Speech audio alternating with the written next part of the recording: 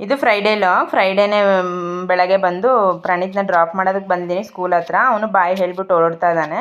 ಮನೆಗೆ ಬಂದೆ, ಚರಿತಿಗೆ ಟಿಫನ್ ಕೊಡಬೇಕಿತ್ತು. ಬೀಟ್ರೂಟ್ ಪಲ್ಯ ಮತ್ತು ಚಪಾತಿ ಹಾಕಿ ಅವನಿಗೆ ತಿನ್ನಿಸ್ಬಿಟ್ಟು ಮನೆಯೆಲ್ಲ ಕ್ಲೀನ್ ಮಾಡಿಕೊಂಡೆ. ಪಾತ್ರೆ ಸ್ವಲ್ಪ ಇತ್ತು, ವಾಶ್ ಮಾಡಿಬಿಟ್ಟು ಹಾಡು ಕೇಳ್ಕೊಂಡೆ ವಾಶ್ ಮಾಡೋದು ಯಾವಾಗಲೂ ನಾನು. ಆವಾಗಲೇ ನನಗೆ ಸ್ವಲ್ಪ ಚೆನ್ನಾಗಿರುತ್ತೆ. ಮತ್ತು ಮಿಷಿನ್ಗೂ ಬಟ್ಟೆ ಹಾಕಿದ್ದೆ, ಬಟ್ಟೆ ಎಲ್ಲ ರೆಡಿ ಆಗಿತ್ತು. ಮತ್ತು ಕಿಚನೆಲ್ಲ ಕ್ಲೀನ್ ಮಾಡಿಕೊಂಡು ಮಾಡಿಗೆ ಹೋಗ್ಬಿಟ್ಟು ಬಟ್ಟೆ ಹಾಕ್ಬಿಟ್ಟು ಬಂದೆ.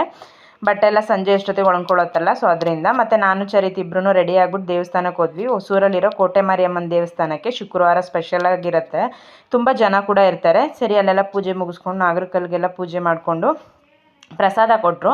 ಚರಿತ್ ನಾನು ಇಬ್ಬರೂ ಟೇಸ್ಟ್ ಮಾಡ್ಕೊಂಡು ಕೇಳ್ತಿದ್ದೆ ಹೆಂಗಿದೆಯೋ ಅಂತ ಹೇಳ್ಬಿಟ್ಟು. ಅವನು ಸೂಪರಾಗಿದೆ ಅಂತ ತೋರಿಸ್ತಾ ಇದ್ದಾನೆ ನೋಡಿ.